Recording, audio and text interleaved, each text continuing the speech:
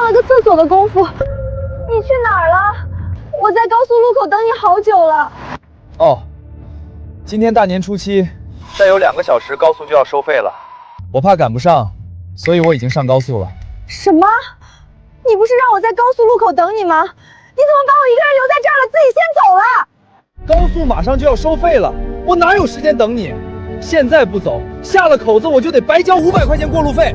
那你就因为这区500块的高速费，把我，你的未婚妻，大半夜丢在了一个前不着村后不着店的高速公路上。什么叫区500块钱？林月，我就应该好好治治你这花钱大手大脚的毛病。你不是有钱吗？那你自己想办法回去吧。放我！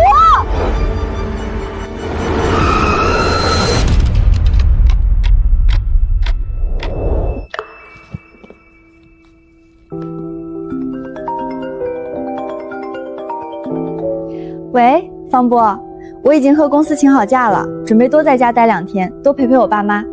老婆，我初8上班，一个人开车无聊又危险，要开7个小时呢，你陪陪我好不好？可是我已经买好高铁票了。把票退了吧，我们那么久没见面，我都想你了。再说了，你老公有车，你坐什么高铁呀？多浪费钱！你忍心让你老公孤零零的一个人在高速上吗？好吧，好吧，那我这就去退票。这才是我的好老婆嘛！那明天早上我去接你。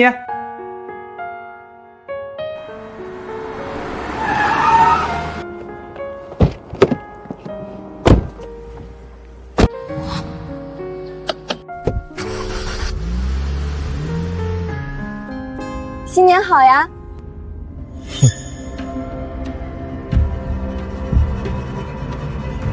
方波，新年好！你家这边可真特么堵，为了来接你，我在那个破路口整整堵了半个小时，都是因为你。好了好了，我家这附近有个5A 级景区，逢年过节难免会有些堵的，别生气啦，待会儿给你包个大红包。说的轻松，开车的又不是你，站着说话不腰疼，跟谁没钱一样。方波，你要是这么不情愿，你大可以别来接我。我坐高铁又不是不认识路，犯得着看你这一大早的脸色吗？你现在讲这些马后炮有什么用？早不说坐高铁。我一早买的就是高铁票，是你非要我……好好好，算我嘴贱，活该我被堵车，行了吧？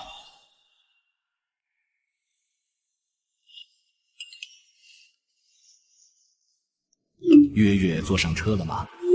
爸，我上车了，别担心。还是你好啊，上车就舒舒服服玩手机，啥也不用管。哪像我这么苦命，给别人当全职司机。我就是给我爸回个消息，方波，你要是累了，下个服务区换我开。就你，你自己不怕死，别拉着我垫背。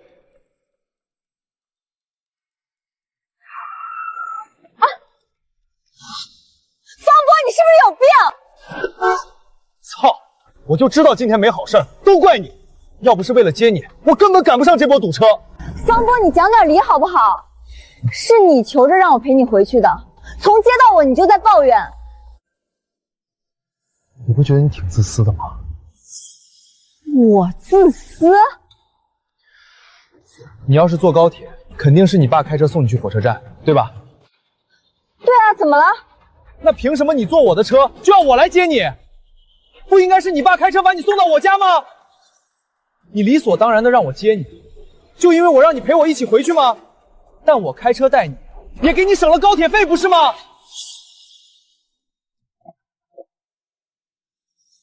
我提前5天陪你，你来接我一下都觉得委屈吗？这是重点吗？我帮你省了那么贵的高铁票，加上因为来接你花了我半个小时的车程，这半个小时光打车费都要好几十的吧？这些算一起，我帮你省了好几百块，你不应该感恩我，表示表示吗？方波，你是在给我要车费吗？不应该吗？我可以不给你要，但你不能不给。我们还没结婚呢，什么都得算清楚，特别是在钱上面。好啊，你买车的首付我出了2万，还有你前2个月的房租，你说没钱也是我帮你交的，一共3.5万，还给我吧。那能一样吗？你工资那么高，我一个月就2、3千，咱俩是情侣，未来是要结婚的，你帮衬我一点不是应该的吗？凭什么你交不起房租拿不出首付，我帮衬你就是应该的？我坐你一趟车就得要给你付车费。行了行了，给你免了，行了吧？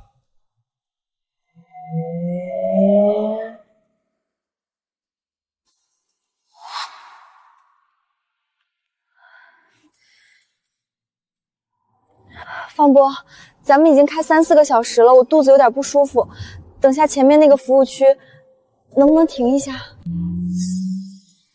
方波，我实在憋不住了，我膀胱都要炸了。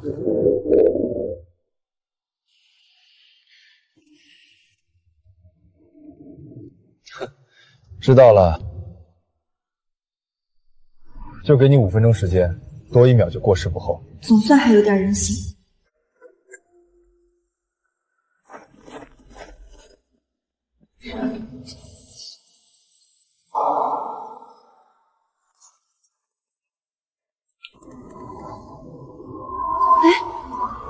难道是我记错位置了？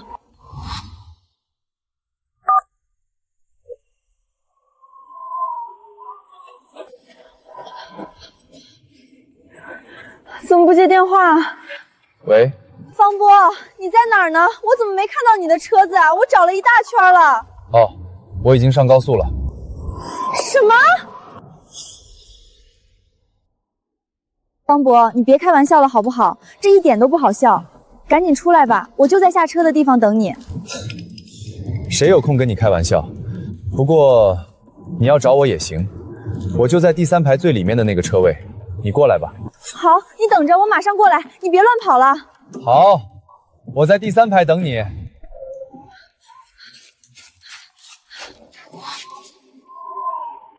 方波，我到了，你在哪儿？我没看见你啊。林月，你是不是傻呀？我跟你说在那儿，你还真信啊？什么意思？你骗我！我不是一开始就告诉你了吗？我已经上高速了，我现在离你有10公里远。不是说好了等我5分钟吗？你怎么提前走了？要是我在服务区等你，过了12点没下高速的话，就得白交500块钱过路费。总不能因为你一泡尿，就让我白白损失500块钱吧？所以，你就为了这500块钱，把我大半夜丢在这里，甚至还故意骗我跑来跑去看我的笑话。你这么大个人了，我还能把你丢了？你不是能说吗？这高速路上那么多车，你随便拦下一辆，让他们带你一程不就好了？方博，你让我随便找个车坐。现在是后半夜了，前面还有30公里的路程，你就不怕我遇到什么危险吗？你只要付给人家车费，能有什么危险？或者你顺着高速路边的栏杆往前走28公里到收费站，我在那儿接着你，这总行了吧？方博，你混蛋！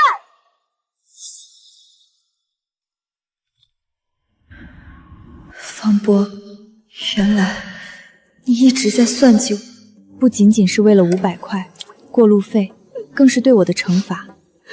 原来这一整天，他都在酝酿着这一刻。方博，我为什么没早看清你这张虚伪的脸？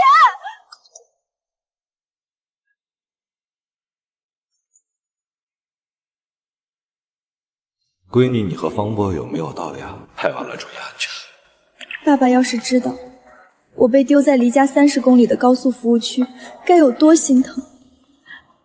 放心吧，爸，我们马上到。方博，你到底在哪儿？算了算了，骗你的了。什么？我刚也上厕所去了，看你半天不出来，逗你玩的。你在原地等我一会儿，我马上过来。真的？你没骗我？当然了，我还能真把你半夜丢在这儿？原地等着我，走了可就别怪我了。你发誓你没骗我？我发誓，我要是骗你，生孩子没屁眼儿。行了吧，乖乖等着。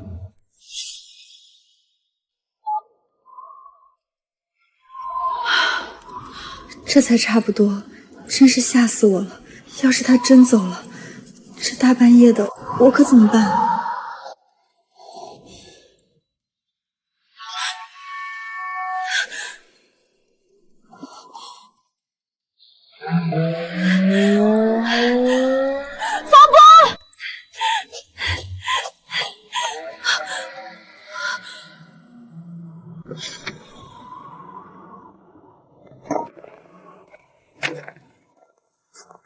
小姑娘，这大半夜的，怎么就你一个人在这儿啊？要不要去哥车里待会儿？哥车里有空调，你去哪儿一会儿，带你一道。对不起，不用了，我认错车了。喂，方波，你来了吗？我在这路边等你呢，你出来了吗？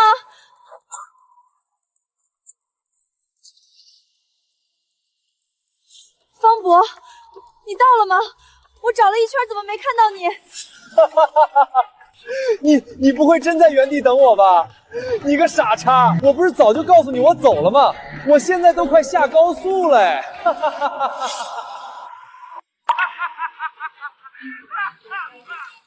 方波，耍我这么多次，你是不是觉得特别有成就感？算了，我吃亏点。等下了高速，我再重新上高速来接你，这样总行了吧？你说今晚要是因为你错过了免费高速，那500块冤枉钱找谁要去？真的是因为高速费吗？不是因为早上我让你多等了半小时，所以你就要这样报复我？你家这边可真特么堵，为了来接你，我在那个破路口整整堵了半个小时，都是因为你。操！我就知道今天没好事，都怪你。要不是为了接你，我根本赶不上这波堵车。那凭什么你坐我的车就要我来接你？不应该是你爸开车把你送到我家吗？方博，我真没想到，你一个大男人心眼能小到这种地步。你胡说什么？你也不用再过来接我了，这一上一下的，可别浪费了你那宝贵的50块过路费。我们分手。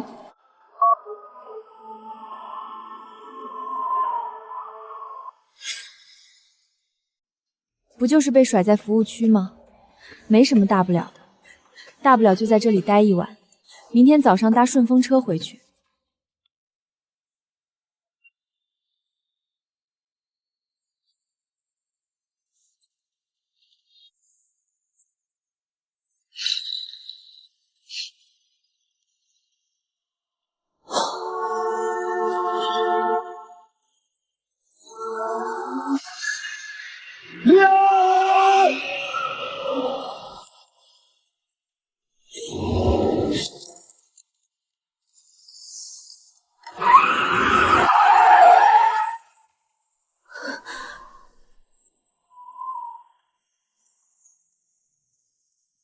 林月，你他妈脑子不好，就这么点小事就要分手？我不是说了让你等我吗？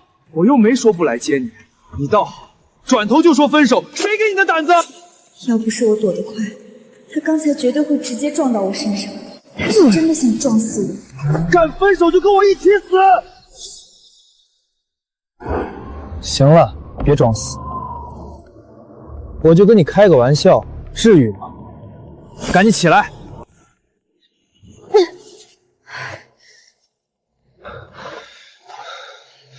方波，你刚刚是不是想撞我？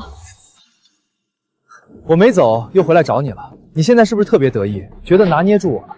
我再问你一遍，你刚刚是不是想撞我？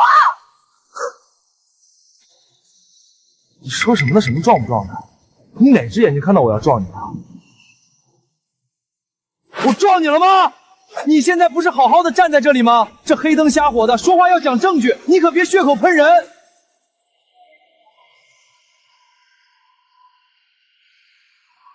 方波，我们完了。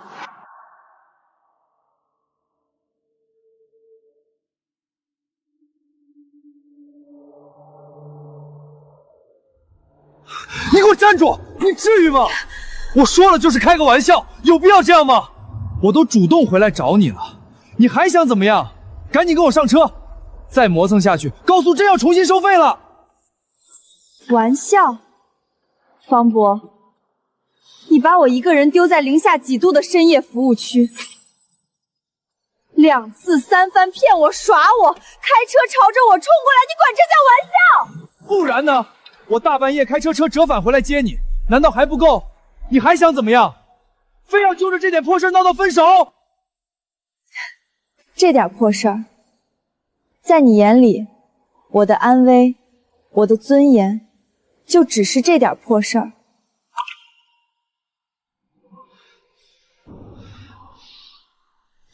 不管你怎么想，我给你3秒钟，自己滚回车上来，这事儿就算翻篇了。不然，你等着后悔一辈子。3、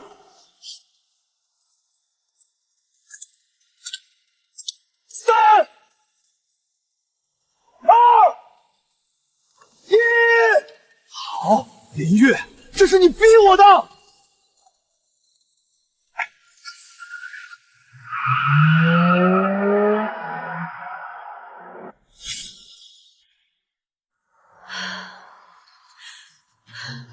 结束了，林月，终于结束了。这种日子，你再也不用忍了。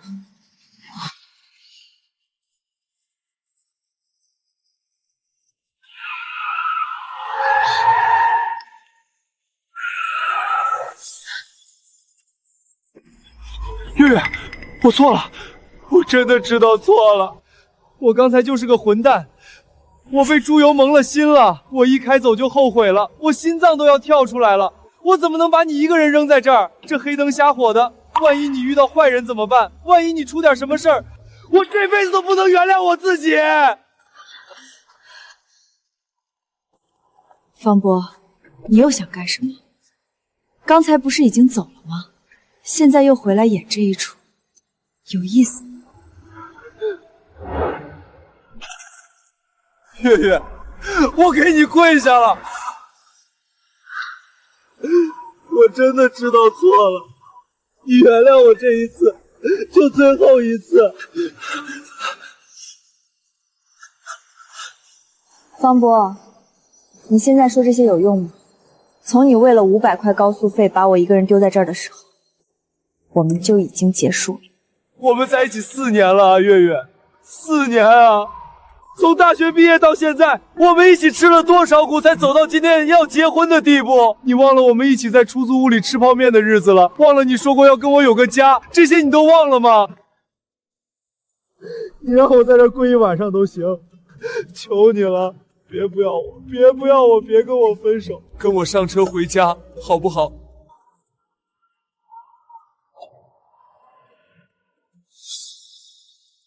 我知道，我今天干的不是人事儿，我小心眼儿，我记仇，我因为早上堵车的事儿记恨了你一路。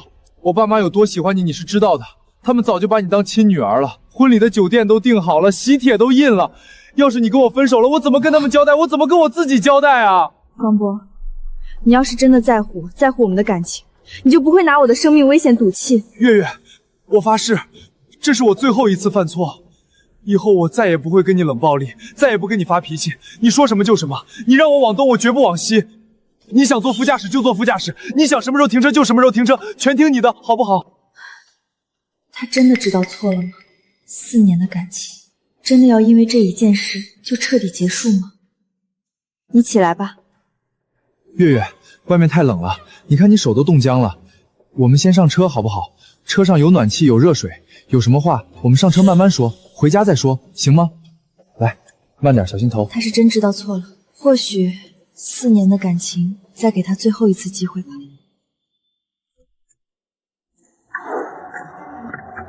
林月，你不是能耐吗？你不是要分手吗？你不是拉黑我要跟我一刀两断吗？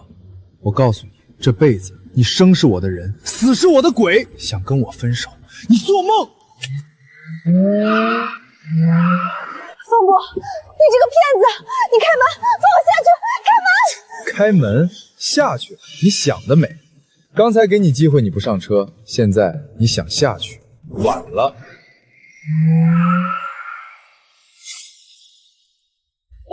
方博，停车！非法拘禁！我要下车！我是你未婚夫，带你回家，天经地义。我们分手了！停车！我不同意，你就别想分。你简直不可理喻！你以为把我锁在车里就能留住我了？你这样只会让我更恶心你。恶心？就算你恶心我，这辈子你也只能跟我绑在一起。今天你要是敢再说一个分手，我就直接把车撞护栏上，我们俩同归于尽，谁也别想好过。谁？大半夜给你发信息？跟你没关系，你开你的车。你人都在我车上，你的事就跟我有关系。拿来，我倒要看看是哪个野男人大半夜的给你发信息。干什么，方博？你疯了！拿来，看我好好开车！你怎么开车的？找死啊！啊！夏夏！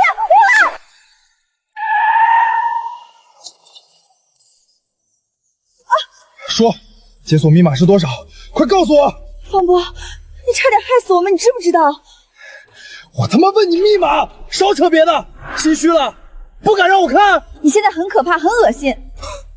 好，你不说是吧？是你们王主管吧？我早就看你们两个不对劲儿了。上次公司团建聚餐，他就一个劲儿的给你夹菜，看你的眼神都不对劲儿。你们俩眉来眼去的，真当我是瞎子吗？是不是早就勾搭上了？你胡说什么？我们只是正常的同事关系。团建那天全公司的人都在，他只是顺手给我递了个菜，你就能脑补出这么多龌龊的东西？方波，你的心到底是有多脏？正常同事会大半夜给你发微信，正常同事会让你连未婚夫的话都不听。哦，我终于明白了，我说你怎么死活要坐高铁，不肯陪我开车呢？是不是早就跟他商量好了？你好深的算计啊，林月，把我当傻子一样耍了这么久，怎么？是不是觉得我这个未婚夫特别碍事，耽误你跟你的奸夫偷情了？所以借着今天这点破事儿就要跟我分手，好顺理成章的跟他在一起？你简直不可理喻！我坐高铁是因为我爸让我早点回去陪我奶奶。你不要用你肮脏的思想来侮辱我，更不要扯上我家人。你这种水性杨花的女人说出来的话，还有一句是真的吗？连我都能骗，骗你爸妈不是轻轻松松？快说密码，不说谁也别想走，今天就跟你死在这儿！你看清楚，是我爸打来的电话。你现在相信我了吧？快把手机还给我，我爸肯定担心坏了。爸爸，林月，你真是好手段啊！为了掩饰奸情，连备注都改成爸爸了。怎么，跟他打电话的时候叫他爸爸，是不是觉得特别刺激啊？你是不是就喜欢玩这种角色扮演的把戏？你混蛋！你敢打我？打你怎么了？我忍你一路了。从早上接我开始，你就阴阳怪气，把堵车的错全怪在我头上，2次3番骗我耍我，现在还敢侮辱我的家人。我打你这一巴掌都是轻的。你把手机还给我！想要手机自己下去捡啊，能不能活着回来看你命。方波，你就是个王八蛋！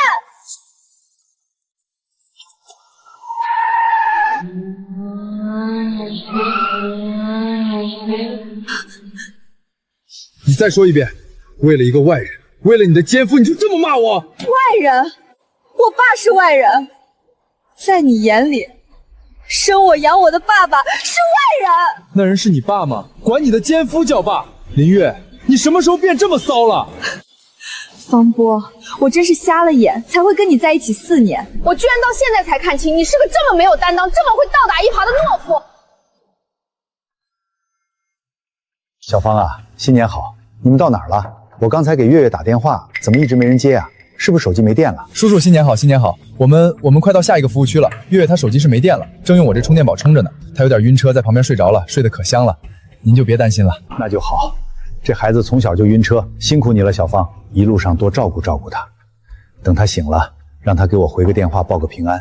我和他奶奶都挺担心的。好的，叔叔，您放心，我一定照顾好他。那先不说了啊，叔叔，我得专心开车了，路上车多。叔叔再见。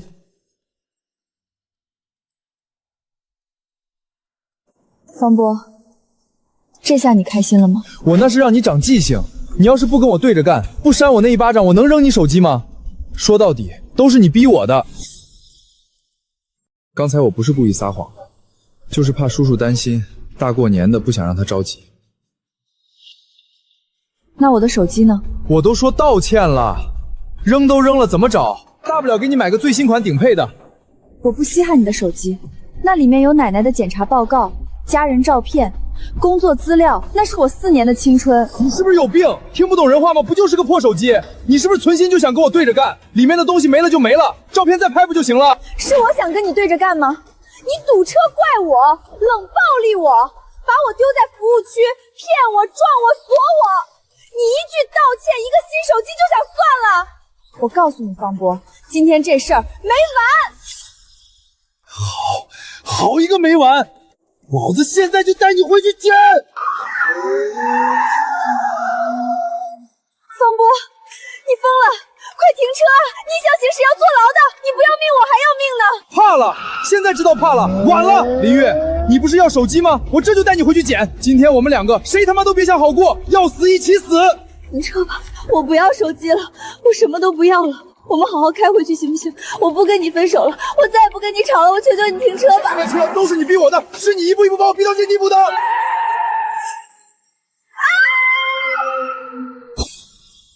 哎，小姑娘，小姑娘，醒醒！小姑娘，行了，散了。我不是出车祸了吗？小姑娘，你怎么能在这儿睡觉？你出现轻度失温，都晕过去了。看你没事了，有问题还可以找我。失温？原来我刚刚晕倒了，车祸只是我做的一场梦。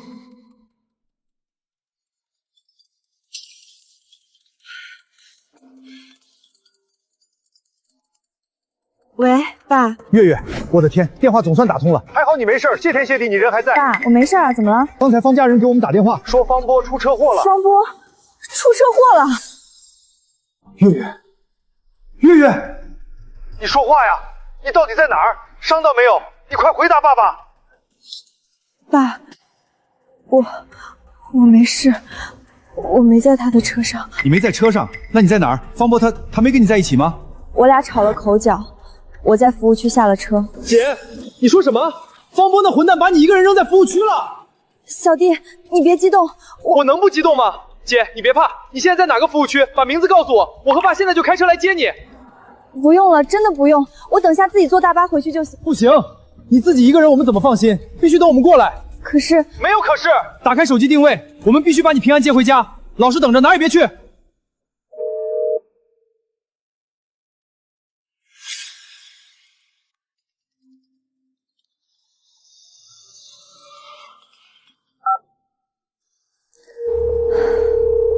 喂，阿姨。林月，我是方波的妈妈。阿姨您好。你现在跟方波在一起吗？你是不是跟他吵架了？我没有，我们没有，他怎么会出车祸？我告诉你，方波开车一向小心得很。要不是你们吵架分了他的心，他怎么可能出事？我告诉你，方波要是有个三长两短，我跟你没完！阿姨，您是不是搞错了什么？是他把我一个人丢在高速服务区的，他说他自己先走了。我不管那些，他人现在联系不上了，交警给我打电话，他说他出了严重车祸。方波妈妈，您先别着急，听我说，事情不是你想的那样。交警给我打电话，他出了车祸，正在处理现场。他伤得怎么样？人没事吧？我怎么知道？我现在就告诉你，林月，我们家方波要是有个三长两短，你就是杀人凶手，是你害的他。阿姨，方博出车祸也不是我想看到的，但话不能乱说。他出车祸跟我有什么关系？怎么没关系？要不是因为你，他能大半夜还在高速上开车吗？要不是你跟他闹别扭，他能分心吗？你别想推卸责任。我没有闹别扭，是他为了省500块钱过路费，把我一个人扔在这里。您现在应该关心的是您儿子的安危，而不是在这里冲我发火。你这个扫把星！我的儿啊，我的事儿，我跟你没完！我不管，你必须去！我去，这里是高速公路服务区，我怎么去现场？到了现场，马上跟我视频连线，我要亲眼看看我们家方波的真实情况。万一他们骗我怎么办？阿姨，您讲点道理好不好？高速公路上是不能随便走人的，到处都是飞驰的汽车，太危险了。危险？我儿子现在生死未卜，比你的危险大多了。你走一下怎么了？不是我走一下怎么了的问题，是我根本过不去，这是常识。你怎么就过不去？你沿着高速的栏杆走啊，他出车祸的地方离服务区不远，你走过去能要多久？你这个女人心怎么这么狠？方波都出事了，你还在这里推三阻四。原来方波的冷漠、自私、偏执，全都源自于这个从根上就烂掉的家庭。你跟我儿子谈了一场恋爱，你就必须得管他。阿姨，我想您搞错了。第一，方波是您的儿子，不是我的。第二，他出了车祸，有交警和保险公司处理，轮不到我插手。第三，我不会为了您的无理要求拿自己的生命去冒险。况且，我和方博已经分手了。你敢？林月，我告诉你。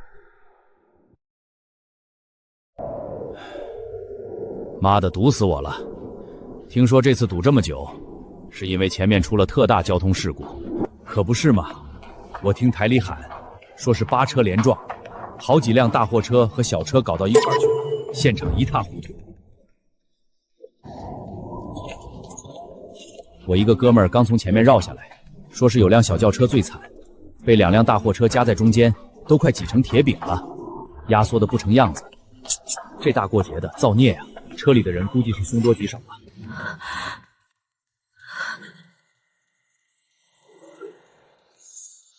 你们说这都大半夜了，怎么还能撞成这样？还能为啥？还不是这高速免费惹的祸。估计都是掐着点儿，为了赶在12点之前下高速，省那点过路费，一个个都开得跟敢死队一样。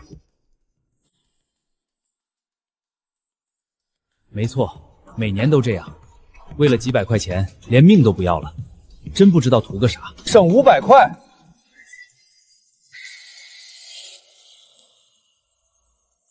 引发这起8车连撞惨剧的，就是他。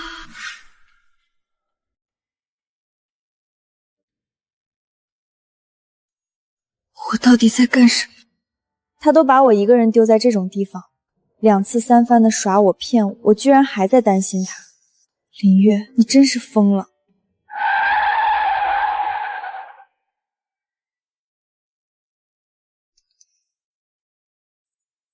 方波，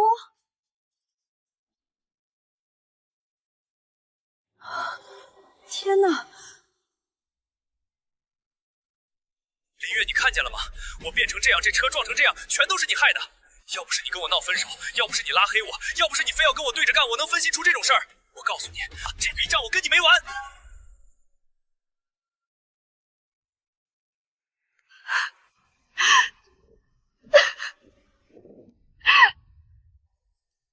陪你，方博，你真是疯了！到了这个地步，你居然还觉得是我的错？你差点害死我，现在自己出了车祸，居然还要我陪你！是我瞎了眼，才会对你抱有哪怕一丝一毫的期待。从今天起，我林月跟你方波再无情分。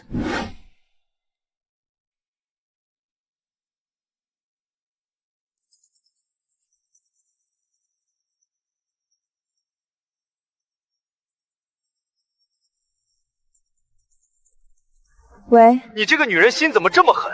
我出了这么大的事儿，你连个电话都不知道打给我。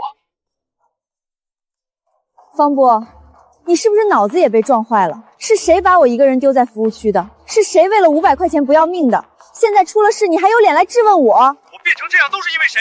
还不都是因为你？今天我碰到的这一系列倒霉事情，全都是因你而起。因为我？你倒是说说，怎么就因为我了？要不是因为你要在服务区停车上车所，就不会耽误那么长时间。我要是早走10分钟，怎么可能会这么倒霉遇上这个连环车祸？方波，你别再自欺欺人了，试图给自己找借口了。是你非要为了500块的高速费，危险驾驶才导致的车祸。你知不知道，我今天差点就死了，我就差那么一点就被大货车挤成肉泥了，我一条命都差点没了。你呢？你安安全全的待在服务区，对我不管不问，你还有没有良心？我为了谁辛苦开车，还不是为了我们这个家？结果呢？你就是这么对我的。我出了事，你不第一时间跑来现场照顾我，还敢挂我妈电话，你简直是绝情到了极点。方波，车是你自己要开的，服务区是我要求停的，但抛下我自己开车去赶免费时间的是你，把车开到8车连撞的事故里去的也是你。你的死活，从你把我丢下的那一刻起，就与我无关了。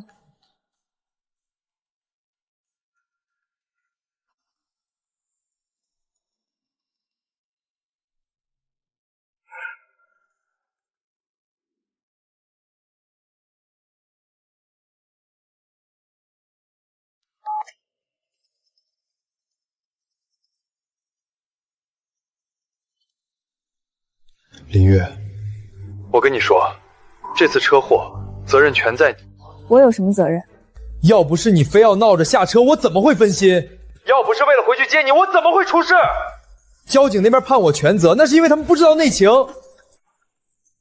咱们俩之间这笔账必须算清楚。我人躺在医院，车也毁了，工作也耽误了。我跟你明说吧，我这几天住院的医药费、营养费、护理费，你得全包了。方波，你是在跟我开玩笑吗？你看我像开玩笑的样子吗？这还不算完，我受伤的误工费、后面的康复治疗费，还有我这次受到的精神损失费，我们都得一笔一笔慢慢算。哦，对了，还有最重要的车子的事儿。车子有保险公司，保险公司赔的是修车钱，我这车是新车，去年才买的，现在撞成这个鬼样子，就算修好了也是事故车，根本不值钱了，你懂不懂？这辆事故车我不要了，你必须给我买一辆一模一样的全新车。这件事儿没得商量。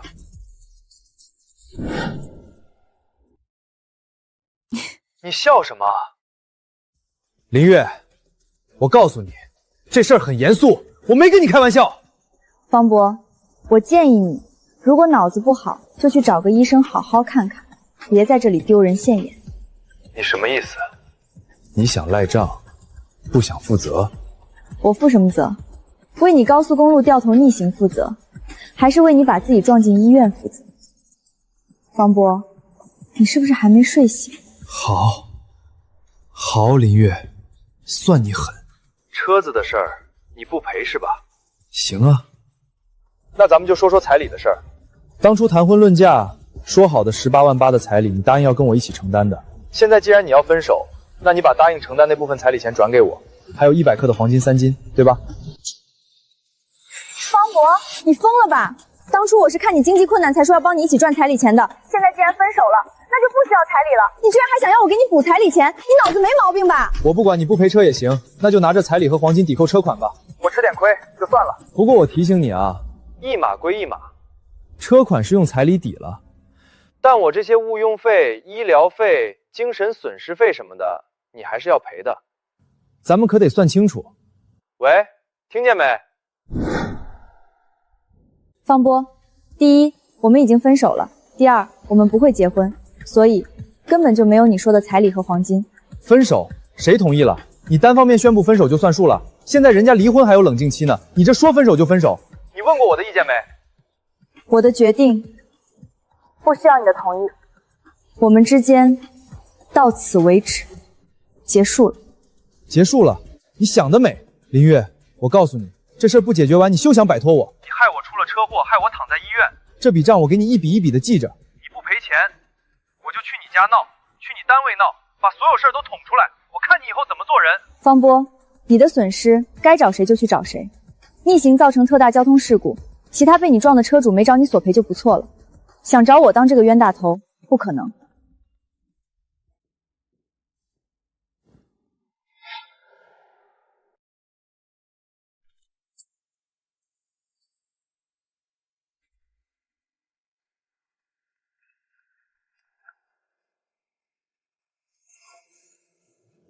姐，你被人扔在服务区1天1夜，你都不跟家里说一声。你平时在家打我骂我那股厉害劲儿呢？怎么被人欺负成这样了也不吭声？你是傻吗？我这不是没事吗？你这孩子，出了这么大的事儿，什么也不和家里说。哎，昨晚有没有冻着？吃饭了没？爸，好了，没事了。爸和弟弟来接你了，天大的事儿，回家再说。走，上车。对，回家。那个姓方的王八蛋呢？等我见着他，非打断他的腿不可。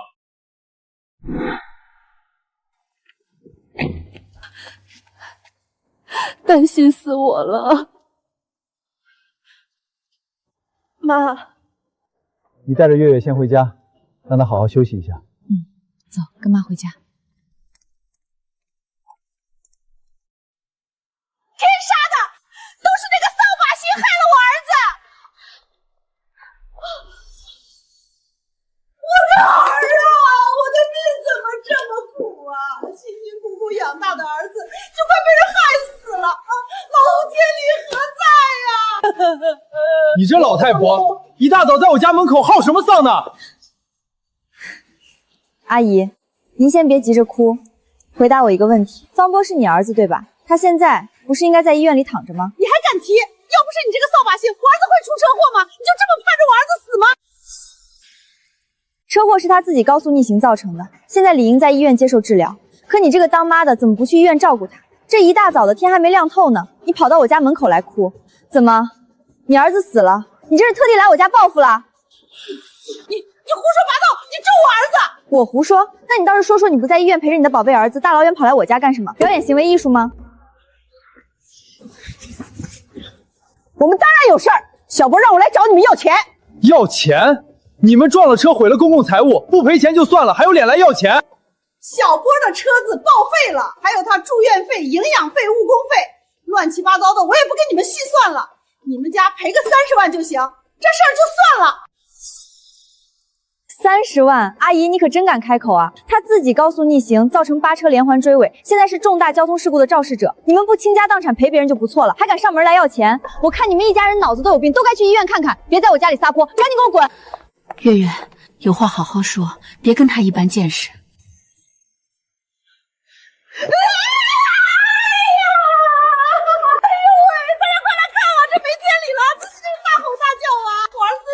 什么都依着他，我们就为了给他们结婚，把老本都拿出来，现在还要跟我一刀两断，连医药费都不肯出啊！这小姑娘看着挺文静的，怎么这么狠心？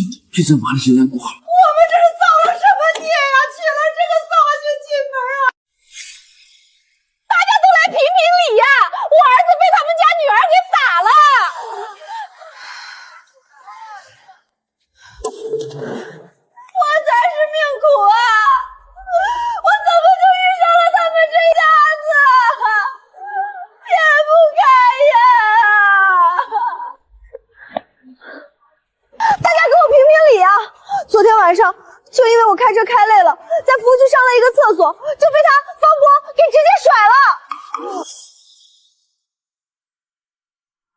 他就为了省那几百块钱的高速费，让我自己搭顺风车回去。现在是大冬天啊，夜里10点多，高速服务区就我一个人，他开着车就这么把我丢了。我给他打电话求他，他还不接，说要给我个教训。为了几百块钱把未婚妻丢服务区，这男的也太不是东西了吧！大半夜的，一个女孩子多危险啊！难怪人家姑娘要分手，这事儿放谁身上也受不了啊！月月，再怎么说也快和方波谈婚论嫁了，快起来，别让外人看了笑话。张姨，您可得为我做主啊！我知道你是好心，想给我介绍个好人家，可你怎么给我介绍了这么一家人啊？月月，你别哭，有话慢慢说。张姨，当初我们两家谈彩礼的时候，您也在场。我们家体谅方伯家条件不好，从来就没提过彩礼的事儿，对不对？对，你们家是通情达理，确实没提过。但方波和他妈却到处跟人说您告诉他们，我们家张口就要28万8的彩礼，还要10万的黄金。张姨，我们家什么时候说过这种话了？您又是什么时候跟他们说的？红梅，我什么时候和你家说过这种话？人家小慧家根本就没提彩礼的事儿。胡说，我们哪有说28万8？明明说的是18万8，明明说的是18万8，18万8，我什么时候跟你说过18万8了？好你个红梅，这彩礼的事儿从头到尾就是你们家自己在外面瞎编乱造，败坏人家小慧家的名声，还把脏水往我身上泼。你个小贱人，你胡说八道，看我今天不撕了你的嘴！你个小贱人，你胡说八道，看我今天不撕了你的嘴！你这个狠心的女人，你红梅，你干什么？想打人是不是？当着街坊邻居的面，你还想动手？方波说了什么你不知道吗？张姨，我可没胡说。方伯不光说彩礼的事儿，他还说你帮人做媒，收的礼太黑了。他说你介绍一个女人，不管成不成，见面就得先收2000块钱的红包。他还说你收钱不赞事儿，净给他找一些歪瓜裂枣的，没一个能看上眼的，说你是骗子。红梅，你给我说清楚，你儿子就是这么在背后编排我的？我们这么多年的街坊，你们家就是这么对我的？好啊，真好，你们家还有没有良心？我那是气话。再说了，林月这小贱人不就是你介绍的吗？和他在一起之后，我儿子到处都不顺，现在还躺在医院呢。张姨，他还说您当初介绍的时候收了我们家好处，故意把一个扫把星介绍给他儿子，还说您为了赚2头的中介费，什么缺德事儿都干。我好心好意给你家当祖宗一样供着的儿子介绍对象，你就在背后这么埋汰我，说我缺德。你儿子找不到对象，你心里没数吗？要不是我跑断了腿磨破了嘴，谁家好姑娘愿意看上他？你自己不积德，还怪我？你吼什么？我说错了吗？我的儿啊，我的命怎么这么苦啊！吼你！我今天还就告诉你了，我张红牙做媒20年，十里八乡谁不说我一句公道？就你们家事儿多，挑剔还抠门，嫌人姑娘矮，嫌人姑娘胖，嫌人姑娘家里条件不好，怎么着？你儿子是镶了金边还是镶了钻了？今天我把话放这儿，以后你们家方波，我绝不会再给他介绍任何一个姑娘。不仅我不介绍，我还要告诉这里所有的媒人，让他们都瞪大眼睛瞧瞧，你们家人到底是个什么德行？省得好好的姑娘被你们家给祸害了，想找儿媳妇，自己几斤几两也不掂量掂量，我呸！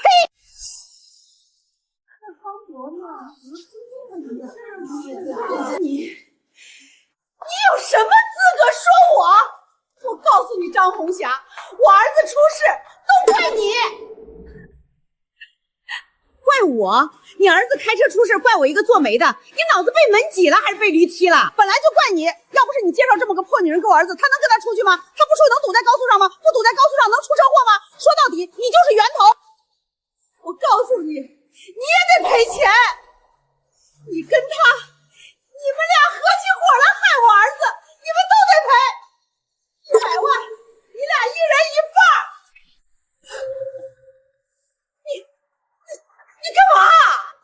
我打我自己脑子有病，我他妈是疯了才会给你这种人介绍姑娘。我当初真是瞎了我的狗眼，跟你们这种人说话都脏了我的嘴。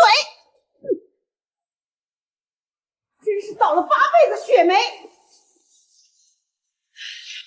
好了，他走了，该跟你好好说道了。好，他走了，现在就剩我们了。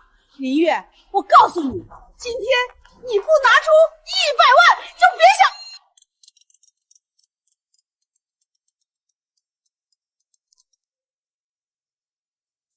喂，谁呀？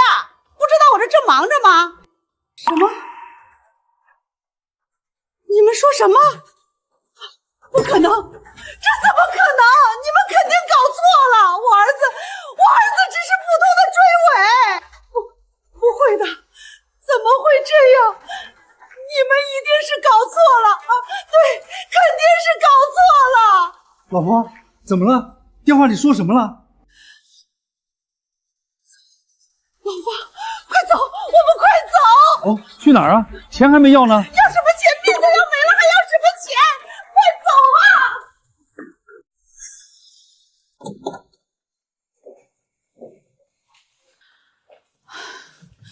这都是些什么人啊？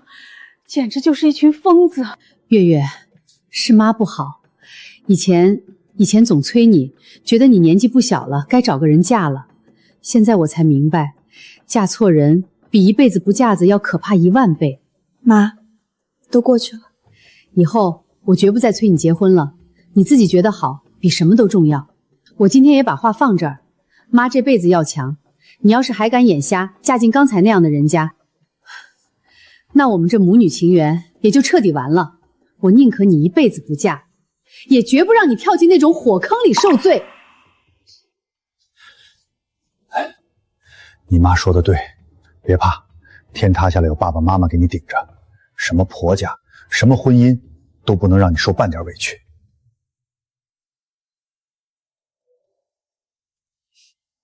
爸妈，谢谢你们。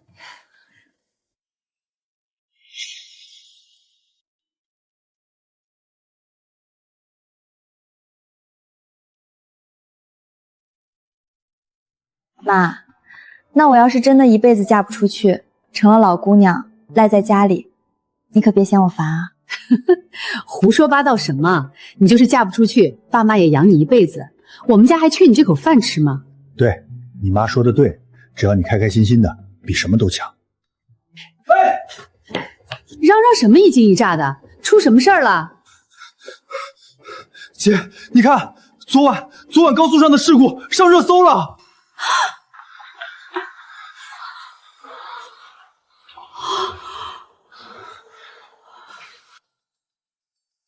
姐，这新闻里说死了2个人。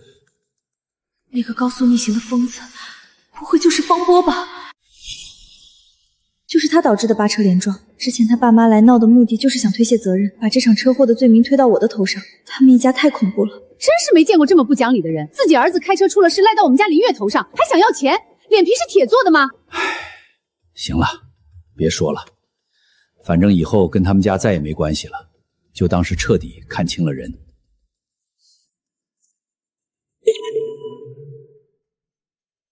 白色小轿车，你们看，这车是不是跟方波的一模一样？而且事故发生的时间就是昨天晚上，正好是他从服务区把你自己开走之后。难怪他们今天那么早就跑了。我明白了，他们不是怕我们报警，他们是看到新闻了，知道自己儿子是肇事者，做贼心虚跑了。原来，昨天那场特大交通事故，始作俑者谁？是方波。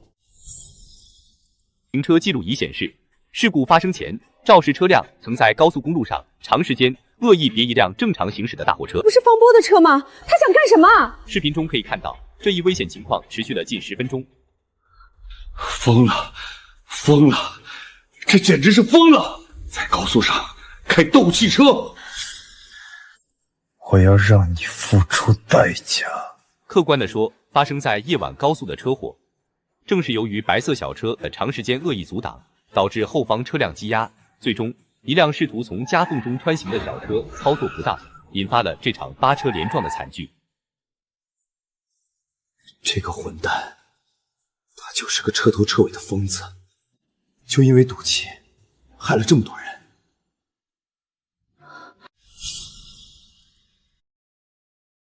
这里还有一段，好像是他接受警察询问的视频。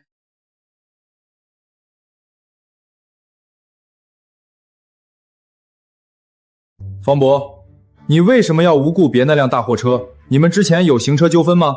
没有。没有纠纷，你为什么这么做？你知不知道你的行为有多危险，给公共安全造成了多大的危害？你必须给我们一个合理的解释。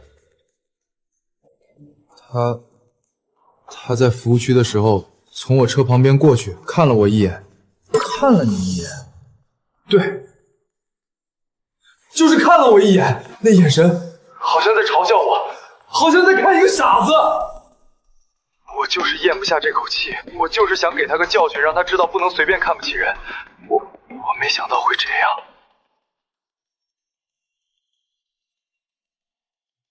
就因为人家看了他一眼，他就在高速上混账东西！这已经不是自私了，这是心理扭曲，是变态！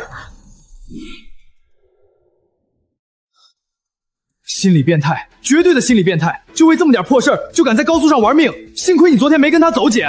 因为堵车，他选择报复，把我扔下；因为一个陌生人莫须有的眼神，他选择报复，在高速上恶意别车，害了那么多人。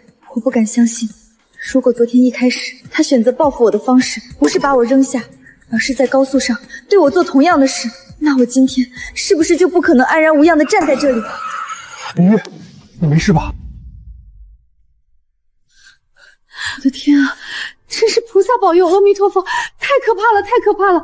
不行，我明天我一会儿就得去庙里烧个香，好好谢谢菩萨保佑我们家林月躲过一劫啊！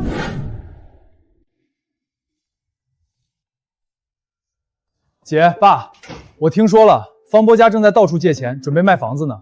这次事故他负主要责任，光是民事赔偿就是个天文数字，更别说以危险方法危害公共安全罪，肯定得进去蹲几年。都过去了，以后咱们家的生活跟他再也没有任何关系。大弟，我想好了，过2天你们陪我回一趟我工作的城市吧。回去干嘛？去辞职，把东西收拾一下。那个地方我不想再待了。好，我们都支持你，离开那个伤心地，重新开始。这段噩梦一样的经历终于结束了，它让我明白，一个人的善良和忍让必须要有底线。面对极端的人格，任何妥协都是在将自己推向深渊。我也奉劝所有的女性，不要因为年龄或者别人的催促，就盲目的走进一段感情，甚至婚姻。在决定托付终身之前，你一定要擦亮眼睛，看清你身边的那个人到底是人还是鬼。